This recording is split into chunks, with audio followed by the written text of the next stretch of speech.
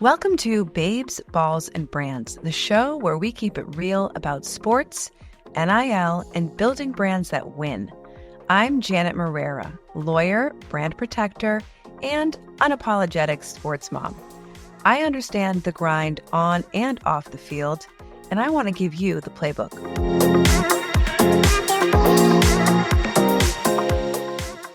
Hey everyone, today I have Aisha Foy, who is an NIL consultant, a former Division I athlete, and a dedicated mentor to student athletes navigating today's evolving sports landscape. I'm so happy to have you here, Aisha. I want to talk to you a little bit about, what's happening in the NIL space. Before we get started, though, let me tell them a little bit more about you. Okay, so Aisha helps athletes understand how to leverage their name, image, and likeness and build lasting opportunities beyond the game. So with a background in sports and a proven record of empowering players to maximize both their performance and their platforms, Aisha has become a trusted voice in the NIL era. She is the author of a book titled Success is My Major, and she founded Major NIL Success, which is a consulting and educational platform focused on personal branding and NIL readiness.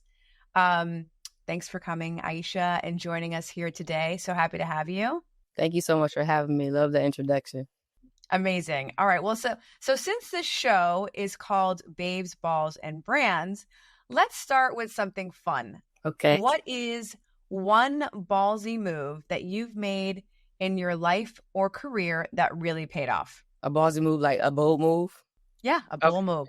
I would say Yes. Leaving Kentucky to pursue an NIL consulting business. I was in a really good place. We had just won the SEC championship, and being on the coaching trajectory like I was, and pretty much still am. I was in a good place to get picked up when I did wanted to step on the court to be in a good situation. So, I just didn't have a job lined up.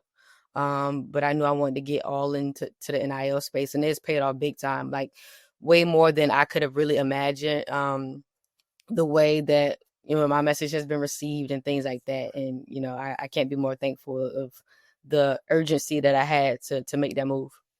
Well, that's amazing. And I know you've had a lot of impact on a lot of people and are continuing to do that. So tell us a little bit about what an NIL consultant is.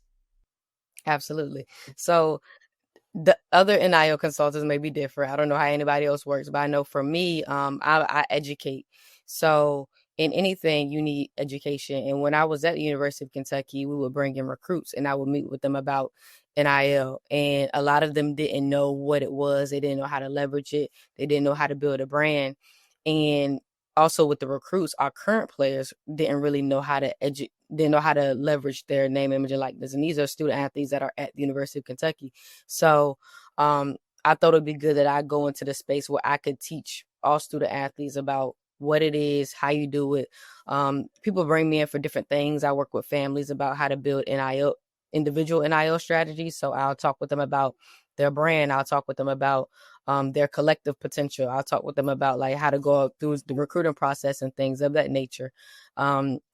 With groups and teams, I would talk to the teams about branding and how you use your basketball platform to build your brand for life. And then I also do consulting work with universities and in teams as well, like Division I teams as well, just helping them figure out a strategy to help their student athletes. It's all about helping the student athlete learn. Yeah. Well, and you make a really good point because it's also on some level educating the systems that these student athletes are in. So colleges and universities, this is new to them as well, right? So you're not only helping to educate the student athletes, but also the universities and the colleges that these student athletes pay for. So that has a ripple effect, right? It's the universities that I educate the most because a lot of schools, a lot of teams, a lot of coaches are still confused about how to actually help their student athlete. So educating on all different platforms. Yeah. And who do you primarily work with? I know you mentioned athletes and parents, coaches, school. Who is your primary client? numbers wise, my primary client is individual players and their families. Okay. And describe typically who the person is that comes to you for help. Where are they in their journey? Yeah, so it's no typical person. I get eighth graders who, know about NIL. They're starting to be recruited and they want to build a brand. I get a senior that is really high recruited. She doesn't have a brand, but she's getting a lot of collective offers. I get I get a lot of boys, moms of boys that come in. They just want to learn. So I get from all different angles. Yeah, yeah, that's amazing. Now, let's talk a little bit about you and your journey to get to where you are today. Were your parents college athletes? My mom was a Hall of Okay, Famer, softball player. amazing. Yeah, and she actually started the AU program that I was a part of growing up. Okay, and so tell me about your career and your upbringing in sports. When did you start playing sports? What sports did you play? Yeah, so I started playing AU basketball when I was 8 years old. And from that moment on, I was just like ball is life. Everything was about trying to get a college scholarship. So that was my whole life growing up as a kid. And then I got that scholarship, went off to play at Radford University. And while I was at Radford, that's when I started to understand the power of a personal brand and then how you can leverage your personal brand as a student athlete to open doors in different places. So that's really where my NIL journey began while I was a student athlete. I did 4 internships. I was in any leadership organization I could be a part of. Just really doing everything I can. That's when I started to actually outline my book while I was a student athlete. So I understood like what you can use your basketball platform for if you really, just had that vision or had somebody pour into you and things like that. So I knew I wanted to get into coaching, so my goal was to be a graduate assistant coach. My goal was to be a graduate assistant coach, and what that means is basically as soon as you finish playing, you on the bench like the next year, which is wild because when I was a graduate assistant, I had some players that were younger than me. I mean, that were older than me, and Yeah. so yeah, so I did a lot of networking, a lot of brand building while I was a student athlete, got a GA position, and then I was lucky enough to secure director of recruiting at the University of Kentucky after my graduate assistantship. That's amazing. So you were at the at Kentucky when this whole NIL era changed, right? Because you were there in 2021. The NCAA changed its rule in July of 2021. Tell me a little bit about how that rule change affected you in your role, because I imagine at the time that was a big deal. People were probably scrambling and trying to figure out how to incorporate that into your recruitment. So tell me a little bit about how what that experience was like and how that affected your job at that time. Yeah, it made me have 2 jobs instead of one. Um, so Right. Same pay though, I bet. yeah, same pay. Same pay. So I had to so basically, nobody wanted to touch NIL, not just Yeah. in any school, everybody was like, what is going on? And, I had already been learning about it. I already been like, it would be at webinars and stuff going on about different companies that knew NIL was coming. That had been since 2019. So this was something that had already been tracking on for a while. And so once the law passed, I'm like, how we gonna educate our athletes? So, I started doing workshops with our current players. I started talking to administration. There were collectives that were forming. And when NIL first started in 2021, it was different collectives and universities didn't really trust one or the other. People were still trying to figure it out. So I would kind of meet with collectives and see what each one was talking about and be the liaison between the collectives and our coaching staff. And, really just helping our coaching staff build out a plan of how we can help our players. Um, Yeah, that's amazing. deals, all those types of things. Um, yeah, meeting with different business owners in Lexington, just educating. Same thing I'm doing now, just Yeah. educating our players, educating our parents. That was a big piece. Like the parents were kind of like, "What's going on over here? We heard this school is paying their athletes $25,000." Well, I'm like, "Hold on, it doesn't really necessarily work like that." Like, you got to build a brand and all those types of things. So pretty much the same thing I'm doing now, educating with Yeah. what I was doing when the law first passed at Kentucky. So you've been a player, you've been a coach, right? And now you're an NIL consultant. What lessons have you taken from being both an athlete and a coach, and applying that into your consultancy now? What are some of the lessons that you learned along the way that you try to impart now that you're an NIL consultant to your clients, to your athletes and your families?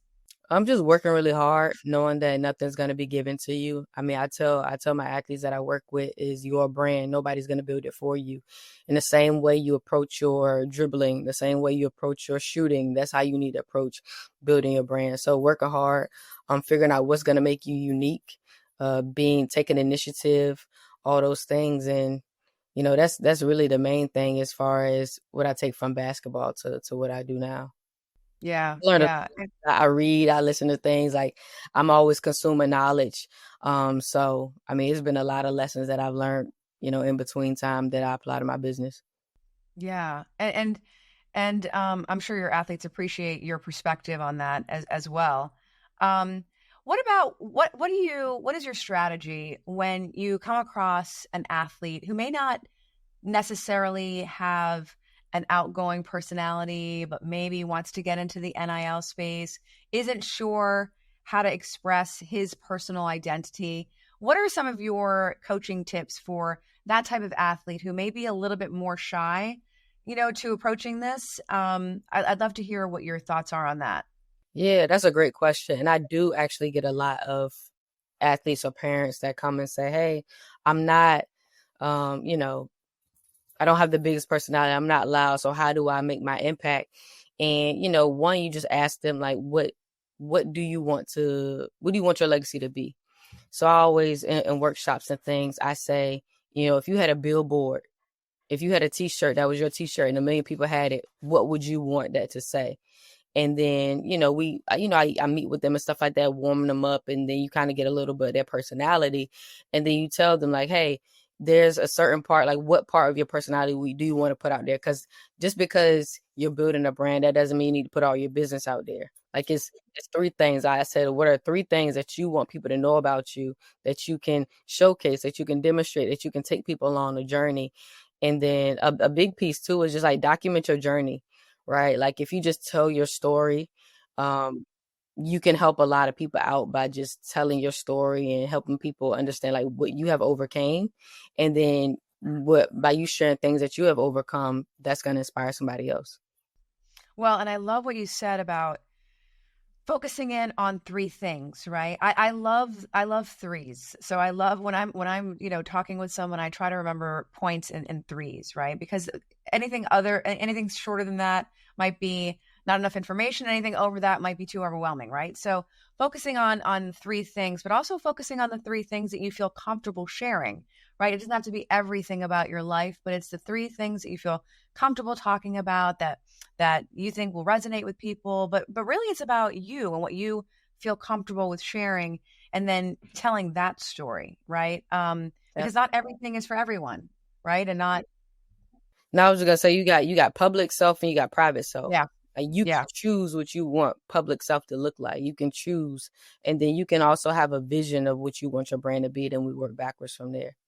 I give yeah. you some examples of things like that. There are plenty of student athletes that are quiet that have strong personal brands. So I try to give them examples and things of that nature.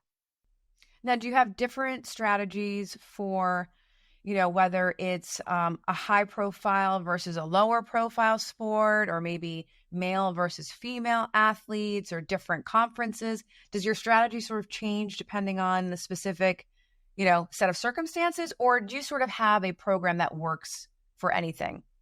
So the strategy changed every single person. Everybody's different. They can both be high profile. They can both be just as good as each other. Everybody is different. That's what it's a personal brand. So everybody's personal brand. Everybody's gonna bring different things to the table. But as far as if somebody is going after, like if somebody they want to make a lot of money, their recruiting strategy or the way they approach recruiting is going to be different. If somebody is saying that, I want to leave a big impact and I want to let people know about my faith. Their situation is going to be different. So every single person's strategy is different. But as far as like the what you learn to understand that's the same, like understanding yourself, like diving deep into yourself. What do you want your legacy to be? I mean, that's the question that I ask every single athlete, but the strategy itself is different for every single person I work with. Yeah, that's great. Well, and I'm sure that depending on what their different passions are or what it is that they want to, like you said, explore and share, that's going to change also how you approach that. Let's take an example to see like how you would work this, right? So let's say you have an athlete who loves to cook, right? That's his passion, and he wants to be able to integrate that passion into his personal brand.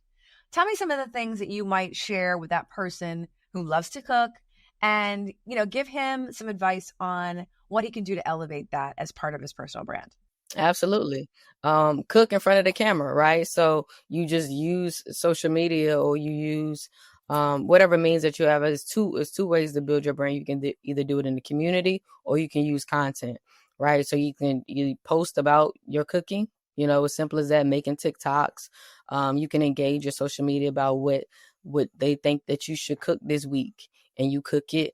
You can also incorporate. I had actually an idea for a potential client. She liked to cook, and she was killing her middle school basketball games. And I was saying, you should do highlight tape of you killing in your basketball games, or you cooking, because that's the thing. Like when you're doing really well, you cook. So you could cook in your Yeah, basketball games and cook actually, and you can do a little series like I cook, love that. whomever, what I'm saying? Kalina Smith actually likes to cook. So I hope that she starts using that, incorporating that into her personal brand. But she's the number one player in the country, so she don't necessarily have to. Her basketball brand is as strong as anybody's would be. But just tell people who you are, tell people what you like to do. And the restaurant industry, when you building your personal brand, you have to pick what products make sense for you to partner with. So if you do like to cook, now you can say, okay, what products do I like to cook? Do I shop at Walmart? Do I shop at Target? Do I shop at Amazon to get my products to cook with? What food do I like? Because now I can partner with restaurants, because maybe I'm a foodie if I like to cook.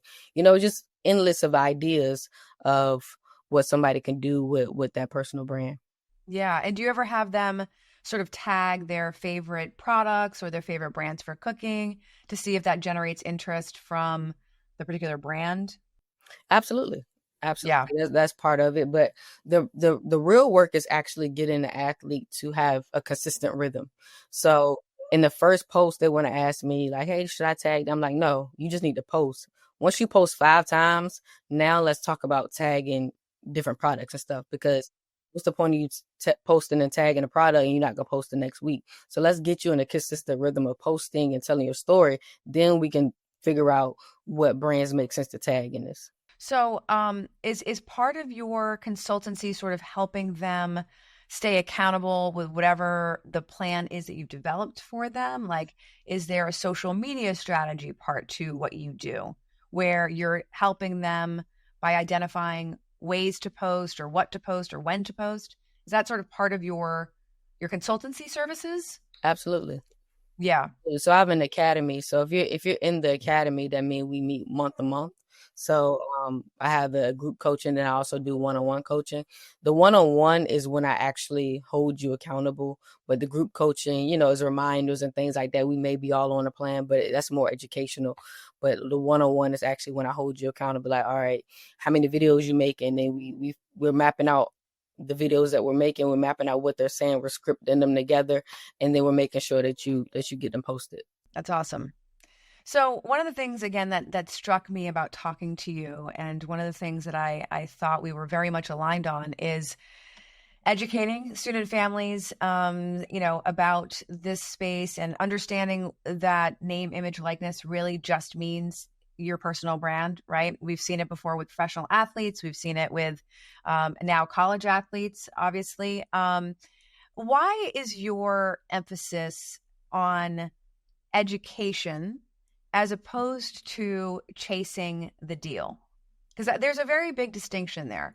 And I just find that so interesting. So I would love to hear from you why you think it's more important to educate families and students versus just trying to get an NIL deal. Yeah, because I mean, it sounds kind of Like, why would you want something that you don't know about, right? Like, you don't just jump into something without having information about it, right? So, building your personal brand is a skill set that you're going to be doing the rest of your life. So if you're just trying to get deals, more than likely the athlete is not even eligible, or their brand is not strong enough to even get deals yet. So they need to figure out how are they able to even put themselves in position to get deals. You know what I'm saying? Yeah. They were, had 100,000 followers, and they were at the top schools, and they would probably have an agent doing it for them, and they would still need my services because they need to educate themselves on what to do, and not just it's like, it's kind of like, yeah, like, why would you want to do something that you're not educated on? And is he Well, a lot of people do that every day. So, it but I doesn't can make any tell that sense. your brain doesn't work that way. My brain doesn't. I need to know everything from the ground up in order for me to be comfortable doing anything. So I hear what you're saying. You're good. Um, They're gonna miss the whole point. yeah, And and they won't be able to recreate it. So if you're talking about legacy building, right, which is what the goal is, if you have an opportunity and a platform where you can share your experience and your very unique experience of being a college athlete, right? In order to keep that and sustain it there and to create a legacy, you have to understand it, right? So it's a very core element of being able to kind of recreate that that thing for a long period of time. So that leads me to my next question, because when I think about what is so important in brand building, the thing that sticks out to me is consistency. So I would love to hear from you, for a parent or an athlete that's listening, what's one piece of advice that you would give about brand building? what I tell my clients, athletes, is treat your personal brand the same way you treat your game, right? So how much do you go to the gym? How much do you practice? Even school, how much do you study? You go to school every day, right? So you build your brand in the same way that do any other thing, basketball or school, right? So you think about, okay, what can I do today? What can I do this week to build my brand? What can I post this week to build my brand? How can I document my journey? And then we just lay out all the things that you could be doing, should be doing, to make sure that you're building your brand and putting yourself out there. Um, I do want to go back to the education question. Oh yeah, love that. Um, Sure. so I'm working on my doctorate right now. And, I had the mindset before I started the program, but even more that, especially for Black women, if you are men or women, if you just allow this platform and you go after things, then you leave with no substance, right? And you leave with a really, without a skill set that could make you more money later, right? Like building a brand, NIL is the same thing as putting yourself out there for a job, putting yourself out there um, for business opportunities, right? Like it goes way beyond getting a deal. Oh, absolutely, 100%. So with the obviously with all of these changes that are happening, it's a constant evolving landscape, right? Every day there's something new. And obviously there's the issue of collectives, right? And collectives, whether we like it or not, have traditionally been pay to play. Even though banned by the NCAA, that's what they've been, right? So now we're all trying to find a space, a legal space for them to live amongst all of the rule changes, right? And one of the things that comes up is whether, collectives and the transfer portal and all of these things somehow conflict with the idea that you can create a long-term brand, right? Because if you're changing schools or you're, moving where the collective may be offering you more money, that somehow goes against the idea of a long-term brand. I would love to hear your thoughts on that, because I have opinions about that as well. But I would love to hear your thoughts on whether there's a conflict between collectives and bidding wars, transfer portal, and long-term brand building. Yeah, I mean, that goes back to your question about just chasing the bag or trying to build a legacy, right? I do think they conflict. I also do think sometimes the transfer portal helps people's brands, sometimes it hurts their brand. I've seen it both ways. So I don't like to, I never generalize anything. Anybody I work with is going to have a different advice, different strategies and things like that. But yeah, I mean, you can think about Caitlin Clark, right? The legacy that she built at Iowa, one choosing to go to Iowa and then getting them as far as they went to the Final Four and to the national championship. Like, she is basically like the GOAT of the University of Iowa. That's a very strong legacy to leave. Um, and it can happen even if you do transfer, because Angel Reese, she transferred, and I think she was 2 years at LSU or 3 years at LSU. I think she was 2 years. Even though she did transfer, she left a really big legacy at LSU. One, she had a really strong personal brand, and they won the national championship.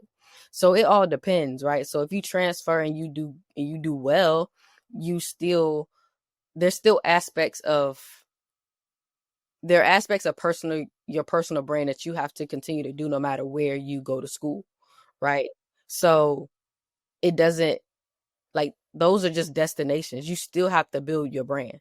You know what I'm Yeah. saying? So, I do think there's sometimes there's conflict, but that means that person really don't understand like what they're getting themselves into. Or sometimes you can transfer to help your personal brand, or sometimes like you transfer and nobody um knows about you ever again. And Yeah. another example of that is, Haley Van Lith.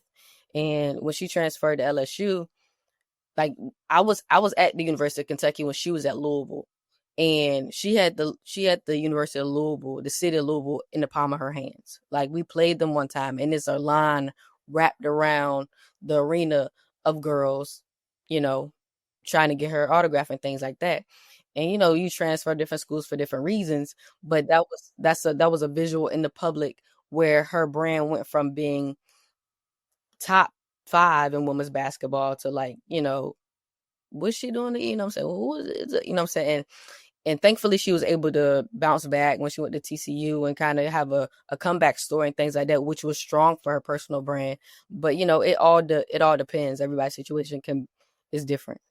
Yeah. I mean, I think the notion of the transfer portal is going to go away to some degree, not go away completely, but you know, what I believe is coming down the pipeline is going to be more performance driven contracts with long-term contracts for student athletes, that encourage athletes to stay. And then those athletes that are not playing, there might be an out and they would enter the transfer. So I think the transfer portal is going to change. But I think with regard to that, it emphasizes the idea. I don't think that collectives and bidding wars conflict with the idea of long term brand building. I think it actually supports the fact that you do have to build a long term brand that is kind of outside of your sport, right? That you really have to, as you were saying earlier, find these things that you really love and want to connect with and promote. Um, because that's going to be really the long term brand, is going to be you. It's not, yes, you are an athlete, yes, you play a sport, but beyond the sport, that's the legacy of the brand. And so I think the collectives and the bidding wars actually support the fact that long-term brand building is so important. Um, so okay, so let's shift a little bit now. What do you see? Obviously you're talking to parents, you're talking to families, you're talking to student athletes. What do you see as the biggest challenge right now in these groups of people when it comes to educating them on NIL? I think the biggest challenge is the lack of education. That's the biggest challenge. And then I wouldn't say this is a challenge overall, but it's a challenge for me. This is what annoys me, is that kids think that their NIL is based only on their performance. They're not even understanding that you have a strong personal brand. If you go to the next level, it don't matter if you play at a mid-major school, a low-major school, D2 school, you have still moved to the next level of your sport, right? Yes, it's different levels, but you are still a college player. So you can build a strong personal brand no matter what level you play at. So that's the annoying part for me, is that, like, some parents are like, well, she's not good enough yet. It's like, how you set her personal brand is based off of how good she is. Because there are a lot of Power Five women's basketball players with very weak personal brands. That's why most people can only name 5 or 10 of them, right? That means they Yeah. don't have strong personal brands. And mind you, they're teammates, right? So let's say there's a person with strong, let's say University of Tennessee, right? And there is 2 players on it that are very popular, right?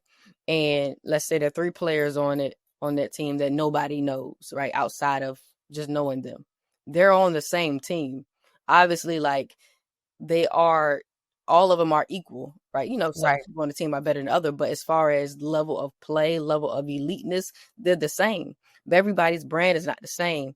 So everybody, your level of play does not determine your personal brand. So I just think that's really confusing and it doesn't make any sense. And then also parents and players not understanding the true benefits of participating in NIL is participating in NIL, not just trying to go to school with the biggest bag. I think that's a huge mistake because Huge. there was a Agreed. transfer portal issue before NIL was a thing because you're choosing the wrong school. So now you're choosing the wrong school for the wrong reason. And all that means is that you're going to be miserable in a year. You're going to transfer again. Right now, you done lost the year. And you're going to be miserable again and you're going to transfer again. Right. And now, you're 2 years still trying to figure it out and you haven't even started your legacy because you're still trying to figure out what school to go to because you made the wrong decision in the first place. You know what I'm saying? So just really embracing the process and really putting yourself like, what is the best fit for me and how does my brand tie into this school? What is my brand, first of all? Because most people don't even know their brand. So them teaching them how to understand what their brand is and then them figuring out how to align their brand with the best option possible to help them after they graduate. Because once you graduate, nobody's going to care about you unless you build a strong personal brand. Right. Right. Well, and what you're saying emphasizes to me like how important it is to start young, right? To start at the high school level. If you're thinking you're going to play in college, like it doesn't start when you get to college. It starts when you're in high school. Sometimes it starts before that, depending on what your trajectory is. Yeah. So, That's my biggest it argument with like, I'm like, sending my workshops. So I do a lot of free education and things like that. And, them saying, oh, well, she's not going to college into, I'm like, a personal brand it doesn't matter if you're in college or not. Yeah, I mean, there are 10-year-olds on YouTube who have brands, right? So they're reviewing toys. That's a brand, right? So it's also educating people what a brand is, right? It's not just, sometimes people think, okay, it's an actual product or something tangible. It's not necessarily a person's services or a person being out in the market promoting a product. Like that is a brand right there, right? Influencer marketing sort of put all of that into the forefront. But I think people still don't quite understand what that means.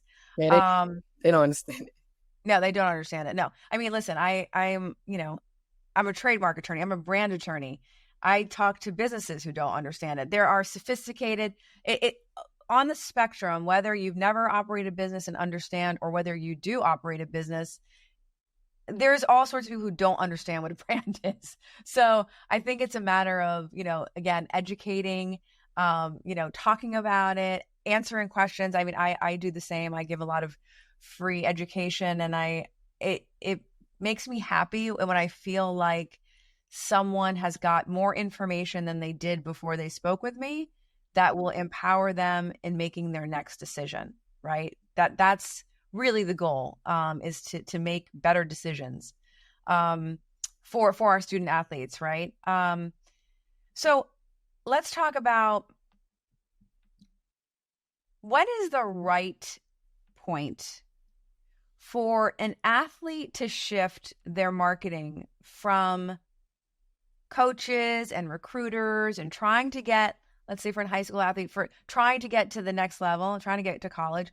What is the point for the shift to happen from looking at coaches and programs to perhaps engaging with fans and sponsors and things like that? Is there a specific time when that should happen, or what are your thoughts on that? Yeah, I mean, I think it should happen simultaneously. I don't think there should be necessarily a stopping period. However, I will say this. So when you start getting recruited, and let's say you get your first Power Five offer, right? Um, you're gonna start your offers are gonna start taking place. Like you've already solidified as somebody that um can play at the next level. You check that off. So then that's when you can kind of like more focus on like, what do I want to be for my fans? What do I want to be? What impact do I want to make? I don't necessarily think that it should be one or the other, but I do think you can kind of shift once you have been solidified as a Division 1 prospect. Um, each year I go to Blue Star 30 Camp. And what that is a big basketball platform. And I speak there to the girls that have been selected. And the girls that are selected, they are, if we do our jobs right in picking them, they are the top 30 girls in the country. So they're projected to be USA basketball, probably out of the 30 or 40, two of them will be in the WNBA. You know what I'm saying? Like they're best of the best. So the message that I tell them, and I'm thinking about somebody in mind specifically last year who blew up as a freshman, is like, y'all already solidified. Y'all are gonna be able to choose whatever school you want to go to. I promise you. You know what I'm saying? And I think that has to be a conversation or you have to kind of get that feedback from somebody to know that you have made it or you have already deemed a prospect. And then once you have that like certainty, then you can start figuring, okay, how can I give back? You know, maybe it's when I get a certain amount of offers, maybe when I get my first Power Five offer, maybe if I get 10 mid-major offers, because I may be a mid-major player, and that's okay. Let me get 5 mid-major offers, and then I know I'm going to a mid-major school. I may look up and get a few Power Five offers, but like once I've kind of peaked as far as the coaches that may see me, and I don't even want to say that because it can change. It can change. Your senior year, you can have a breakout year, so your recruiting can change. So I always think that it can happen simultaneously, but the different actions that have to be taken. If I'm trying to get recruited, I am in the gym. The only thing that can help me get recruited is being a better basketball player. And when I'm going to these camps and when I'm playing these tournaments, is to play better. That's the only thing that can help me get recruited. And it's only so much time I can spend in the gym. So when I'm not in the gym, I'm gonna be working on my personal brand. So it can happen simultaneously. But like I said, once you have been deemed an elite prospect, that's when you can truly like go in on being a community person and trying to get, brand deals and stuff like that. But either way, it all happens all at the same time. It's just a different, Right. like you go to school and you play basketball, you go to school, you build your brand, and you play basketball. Well, and you bring up a point because one of the things that I always say is that, you really have to have the right team around you, right? And having someone, like you just said, having someone tell you like, hey, this is the point where you are going to get to the next level. Like that's so huge and important for someone to understand who may not have people in their life that have gone through it, right? Who don't have that life experience, but to have someone who's not a coach, who's not a recruiter, tell them like you're at a place where you're lined up to make it to the next level. That's so huge. And I'm sure it really helps to hear someone say that. So that's awesome. Um, okay, so I would love to, I know I've taken up a lot of your time. I could talk to you all day, girl. It's all, Uh, it's all good, this is so fun. Great. Yeah. Okay, so what is something where would you like to see Major NIL Success, right, be in the next 2 to 3 years? What is a goal? Because I can tell you're a very goal oriented person, Yes. right? So what is it that you're looking to do with Major NIL Success in the next 2 to 3 years? Yeah. I mean, I would love for Major NIL Success to be educating 10,000 athletes and families on a yearly basis. That would be amazing. Amazing. Well, let's see it happen. Okay, so is there anything else that you want to share before we sort of wrap today? I mean, we've covered a lot. So I think, Yeah. yeah, Nothing that's pressing that I think we have that I don't think we covered. I hope we covered it all. I mean, it's never enough. Okay, so before we wrap, I want to end it. Well, let me take that from the Well, let top. me ask you something. Let me ask you Yeah, something. yeah, So, yeah. what is your perspective and what when you work with student athletes or families and things like that? What are some things that you see or things that you would like to see in an IO space better? Well, I mean, a lot of the same things, right? So I love to see them understanding sort of the value of their own brand, the importance of that, and then also protecting it, taking steps to protect it. So obviously, there's a lot of athletes who protect their brands through trademarks and through different avenues, right? So intellectual property protection. So I would love to see more of that. I mean, I work with student athletes and college athletes and professional athletes with protecting their brand. So let's say they have, they're very interested in promoting their cooking, right? Something like that. So I take the next step of consulting with them and saying, okay, this is something you want to do. Okay, what do you want to call that page? What do you want to do with that? Go register that domain name immediately. Don't wait. As soon as you think about it, I want you to go do it. And then I'll help you with the trademark process. And then, that way you're kind of shored up and solid in your brand protection as you start talking to brands about the things that you want to do and the endorsement agreements. Another thing that I would love to see is that athletes and their families talk to lawyers before they sign agreements. I feel like that's something that doesn't, there's a sense that the deal that you get is going to be the only deal that you get. Sometimes people are afraid to negotiate because they're afraid that pushing back may result in losing the deal, right? So one of the things that I feel very passionate about is that the first offer is never the offer you should take, right? Someone hands you a contract, that's not the best offer that you can negotiate. So to me, it's, education, getting the right people on your team, getting your intellectual property protection in place, making sure that you talk to an attorney so that you can negotiate the best deal.